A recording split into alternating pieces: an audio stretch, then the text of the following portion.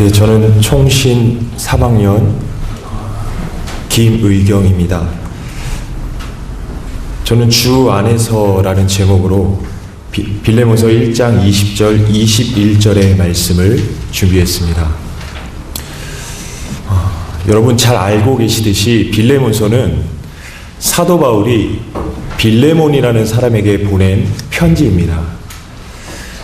빌레몬에서 우리가 특별히 주목할 점은 세 사람의 관계입니다. 빌레몬서에는 세 사람의 중심적인 인물이 등장하는데 바울, 빌레몬, 그리고 오네시모입니다. 우리는 이 세 사람의 관계에 주목을 해보아야 합니다. 빌레몬은 골로새 지역에 살던 그리스도인이었습니다. 사실 빌레몬과 바울이 어떤 시기에 어떤 계기로 만나게 되었는지는 명확하게 알 수 없지만 분명한 것은 빌레몬은 바울에게 복음을 전해 들음으로써 그리스도를 영접한 사람이었다라는 거죠. 한편 오네시모라는 사람도 등장을 합니다. 빌레몬서의 주인공이라고 보아도 과언이 아닐 줄 압니다. 오네시모의 신분은 다름 아닌 종이었습니다. 당대 로마 사회 안에는 노예 제도가 있었지요. 노예를 두는 것이 합법적이었다는 겁니다. 오네시모는 종으로서 그 종으로서의 신분을 가진 주인을 섬겨야 하는 사람이었습니다. 그리고 종이었던 오네시모의 주인이 바로 빌레몬이었습니다. 한편 지금 바울은 옥중에 있습니다. 바울은 3번 투옥되었었는데 빌립보 지역에서, 그리고 에베소 지역에서, 그리고 로마 지역에서 투옥되었었던 것으로 전해집니다. 많은 이들이 바울이 빌레몬서를 작성하던 때는 아마도 로마 지역의 감옥에 투옥되어 있지 않았을까, 그렇게 판단을 하고 있습니다. 그런데 옥중에서 바울은 종의 신분을 가진 오네시모라는 사람을 만나게 된 것입니다. 오네시모는 골로새 지역에 살고 있는 빌레몬을 섬기는 종이었는데 주인으로부터 소유를 훔쳐 달아나다가 로마에서 붙잡히게 된 것이죠. 이제 오네시모는 다시금 그의 주인 빌레몬에게 돌아가도록 조치될 것입니다. 그런데 문제는 그 당대의 노예 제도에 의하면 도망쳤다가 붙잡힌 노예에 관하여서는 주인의 소관에 따라 처형이라는 극단적인 조치까지도 취할 수 있었다라는 거죠. 한마디로 말하면 오네시모는 죽음의 위기에 처하게 된 겁니다. 이러한 상황 속에서 바울은 자신이 갇힌 중에 주인으로부터 소유를 훔쳐 달아났다가 적발된 종 오네시모를 만나게 되었고, 옥중에서 바울은 오네시모에게 그리스도 예수의 복음을 전하기에 이릅니다. 이로써 이제 오네시모는 그리스도 안에서 거듭남으로써 사회적 신분은 여전히 종으로서의 신분이었을지 모르나 영적인 신분은 12절의 말씀처럼 바울의 신복과도 같은 자가 되었습니다. 여기서의 신복이란 심장을 의미합니다. 오네시모는 바울에게 심장과도 같은 사람이 되었다라는 것이죠. 한마디로 그리스도 안에서 한 지체가 되었다라는 겁니다. 그래서 바울은 이제 곧 주인에게 돌려보내질 오네시모를 위해 그의 주인 빌레몬에게 간곡한 부탁의 뜻을 전하고자 서신을 보내기에 이릅니다.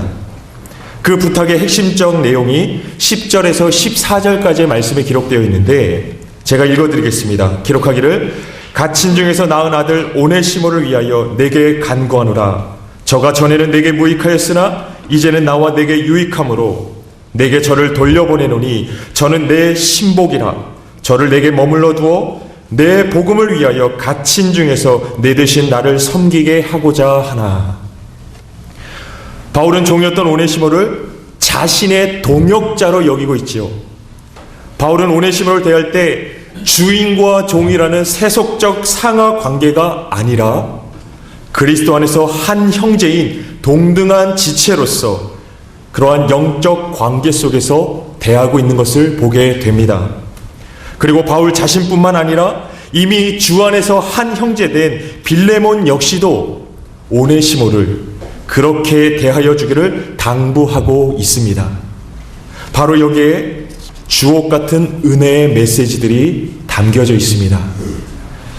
여러분, 빌레몬서의 분량은 고작 한 장입니다. 그 내용만 보더라도 특별한 내용이 없는 것처럼 보이죠.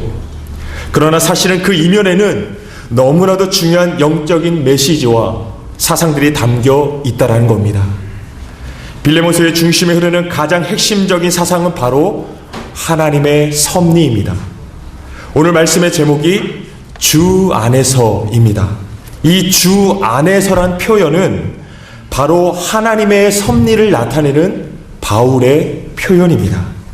오늘 함께 읽었던 20절의 말씀을 보십시오. 기록하기를 오 형제여 나로 주 안에서 너를 인하여 기쁨을 얻게 하고 내 마음이 그리스도 안에서 평안하게 하라. 이 말씀이 빌레몬서의 가장 중심되는 말씀이라고 볼 수 있을 겁니다. 바울은 빌레몬에게 부탁합니다. 나로 주 안에서 너를 인하여 기쁨을 얻게 하라. 이 말의 의미가 무엇일까요? 주 안에서라는 표현에는 하나님의 개입, 주권을 시인하고 인정하는 바울의 신앙의 핵심적 고백이 담겨져 있습니다. 다시 말해서 바울에게 일어나는 모든 일들이 하나님의 섭리 가운데 있음을 시인하는 거죠. 이 신앙 때문에 지금까지 바울이 버텨올 수 있었던 겁니다. 이 믿음이 바울을 숱한 고생의 여정 속에서도 인내하도록 하였다라는 거죠. 바울은 자신이 확신하고 있는 이 섭리에 그의 형제 빌레몬을 초청하고 있는 겁니다. 이는 실질적 믿음으로의 권면이죠. 나로 주 안에서 너로 인하여 기쁨을 얻게 하라. 무슨 말씀입니까? 하나님의 섭리는 반드시 기쁨을 수반한다라는 겁니다. 어떤 기쁨일까요? 이는 막연히 현실적인 형통함을 의미하는 것이 아닙니다. 한마디로 말하면 바울이 지금 언급하고 있는 기쁨은 묵시적인 기쁨입니다. 묵시적인 기쁨이란 제한되어 있는 이 땅에서 인간 스스로가 인간의 힘과 논리, 땅의 가치관으로 이루어가는 기쁨이 아니라 하늘에서부터 하나님이 그리스도를 통하여 친히 이루신 하늘에서부터 내려오는 기쁨을 의미합니다. 사랑하는 여러분, 이 빌레몬서의 말씀은 단순히 노예 한 명에 얽힌 문제를 다루고 있는 그러한 성경이 아니라는 사실을 우리가 기억해야 할 것입니다. 오네시모라는 위기에 처한 이 노예의 문제를 다루고 있는 이 바울의 모습을 통하여서 우리는 묵시적인 소망을 이루어 가시는 하나님의 섭리를 엿볼 수 있는 것이지요. 이는 여전히 지금도 우리 가까이에서 우리의 삶을 이끌고 가시는 하나님의 섭리입니다. 이것이 빌레몬서의 핵심적인 메시지입니다. 가장 먼저 우리는 바울이 투옥 중에 우연찮게 만나게 되었던 종 오네시모에게 복음을 전하고 오네시모의 주인이었던 빌레몬에게 서신을 보내기까지 이 가운데 하나님이 어떻게 역사하셨고 왜 그렇게 섭리하셨는가에 주목해 보아야 하는 겁니다.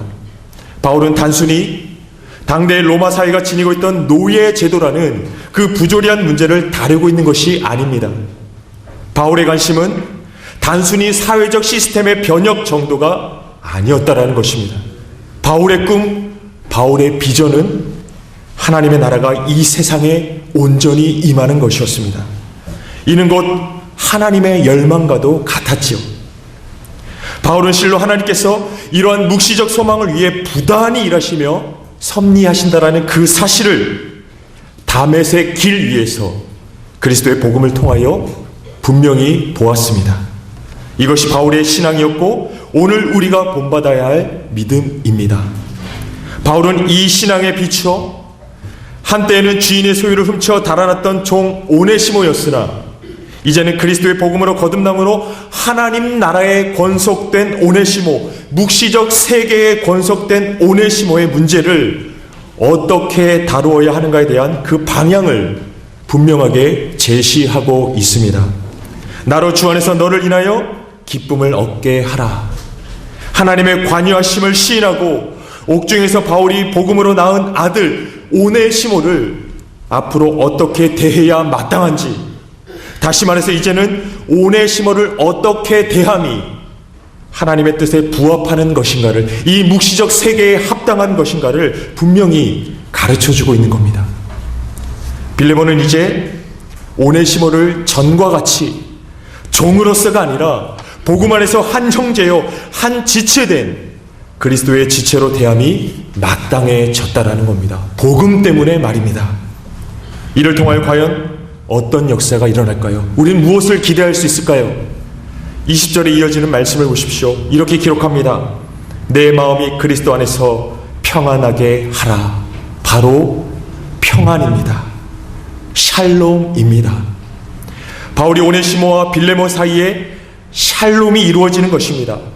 사실 이는 당대의 사회적 분위기, 그 구조 속에서는 말도 안 되는 일이었습니다.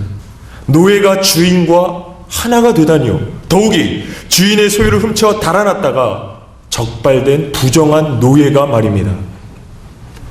그러나 복음을 통해 역사하신 하나님은 진적 사회적 부조리한 구조를 초월하여 하늘의 가치를 이루어 가신다라는 겁니다. 이것이 바로 묵시적인 세계의 도래입니다.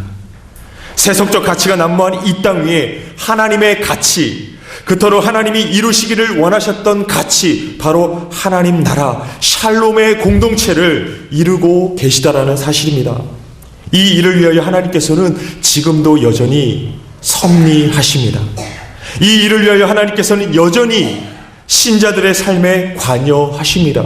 이것이 우리가 고백해야 할 하나님의 섭리겠지요.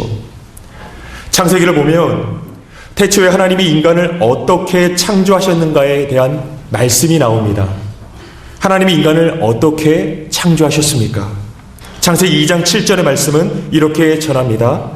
여호와 하나님이 흙으로 사람을 지으시고 생기를 그 코에 불어넣으니 사람이 생명이 된지라.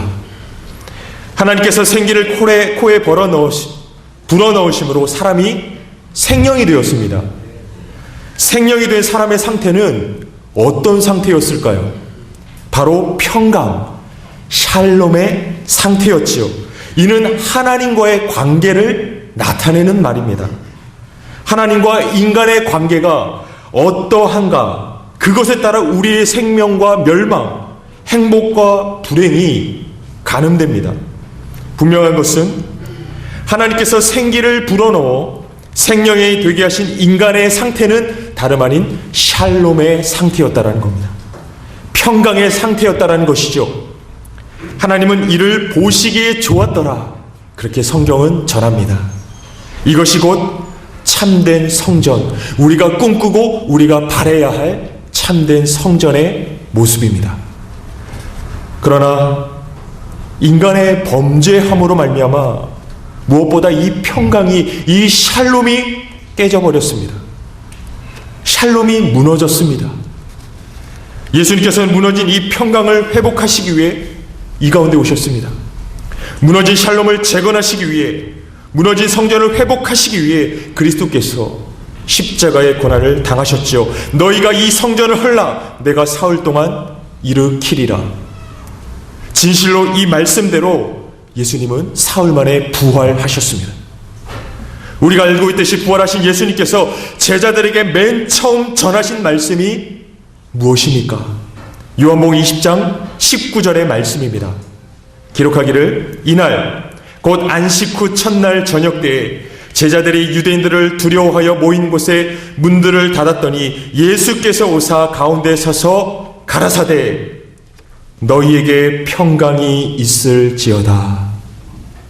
바로 평강이 있을지어다 였습니다. 무슨 말씀입니까? 그리스도 예수께서 인간의 죄로 말미암아 무너졌던 평강을 회복하셨다라는 겁니다. 그리스도의 십자가 공로를 힘입어 그리스도의 영이신 성령이 다시금 죄로 죽었던 인간들에게 임하심으로 샬롬의 새날이 회복되었다라는 것이죠. 예수님은 이 진리를 만방에 전하라고 제자들에게 명하셨습니다. 진리를 전한다는 것은 단순히 입으로 말하는 것을 의미하지 않습니다. 오늘 우리가 살펴보았던 사도 바울, 빌레몬, 오네시모처럼 하나님께서 그리스도를 통하여 회복하실 그 샬롬을 그 삶 가운데 실행하는 것이죠. 하나님은 믿음의 사람들을 통하여 지금도 샬롬을 이루어 가십니다. 믿음의 사람들의 신앙, 그 영적인 호흡을 통하여 묵시적인 세계, 곧 하나님 나라를 밝히 보이시고 이 땅에 이루어 가십니다. 이것이 곧 우리가 지향해야 할 개혁의 본질이 아닐까요? 우리는 바울과 종이었던 오네시모와 그의 주인이었던 빌레몬의 관계를 통하여 정령 하나님이 회복하신 그 샬롬의 나라, 묵시적 세계, 곧 하나님의 나라를 바라보아야 합니다. 지금도 이 땅 가운데 하나님의 나라가 임하고 있습니다. 뜻이 하늘에서 이루어진 것 같이 땅에서도 이루어지고 있습니다. 실질적인 이 과정을 우리는 하나님의 섭리라고 고백합니다. 하나님의 섭리를 동력으로 하는 인간 편에서의 방편이 곧 개혁이라는 것이죠. 이 모든 일이 바울의 고백처럼 주 안에서 이루어지고 있습니다. 사랑하는 여러분, 하나님께서 빌레몬서의 말씀을 오늘 우리에게 들려주시는 이유가 무엇일까요? 이처럼 주 안에서 샬롬을 세워가라는 당부의 말씀이겠지요. 정녕 우리가 날마다 지향해야 할 그 개혁의 방향을 종교개혁 500주년을 맞는 이 시점에 우리에게 가르쳐주고 계시는 것입니다. 다시 말해서 하나님께서 그리스도를 통하여 회복하신 그 묵시적 세계를 충실히 이루어 가라는 것입니다. 건물을 지을 때 땀 흘리며 한 장 한 장 벽돌을 쌓아가듯이 하늘로부터 임하시는 하나님의 나라를 세워가라는 것인데, 이미 지금 이 땅에서부터 성도로 하여금 맛보고 누리도록 하신 그 샬롬의 공동체가 있습니다. 그것이 무엇일까요? 바로 교회이지요. 오늘 바울과 오네시모와 빌레몬의 관계를 통해서 우리는 교회의 모습을 깨닫게 되는 겁니다. 주 안에서 세워져가는 묵시적인 세계, 그것이 바로 교회입니다. 교회를 통치하는 법은 세속적 제도가 아닌 성령의 법이어야 합니다. 교회를 이루는 성도는 성령의 법에 따라 바울처럼 모든 삶이 주 안에 있음을 시인하는 신앙으로서 오직 한 가지 일, 묵시적인 세계, 하늘에서 이루어진 하나님의 나라가 이 땅에도 임하기를 사모함으로써 이를 위하여 세상을 뛰어넘는 도전과 시련의 삶을 살아야 하는 것입니다. 빌레몬서의 말씀이 오늘 우리에게 이 도전을 던져주고 있습니다. 사랑하는 여러분, 이제 후로 이 예배당 문 밖을 나서는 순간부터 여러분께서는 땅의 가치관으로 난무한 세상과 마주하게 됩니다. 그 속에서 우리는 주 안에서 임하고 있는 이 묵시적 세계, 하나님 나라를 바라보고 광야의 길을 평탄케 하는 성도의 사명을 감당해 나가야 하는 것이죠. 이것이 진정 개혁가로서의 삶일 것입니다. 사랑하는 여러분, 이 의식을 가지고 사시기를 축복합니다. 주 안에서 하나님 나라, 곧 완전한 교회, 성전을 이루어가도록 부르신 그 부르심에 따라 사시는 은혜가, 그 축복이 있기를 간절히 소망합니다.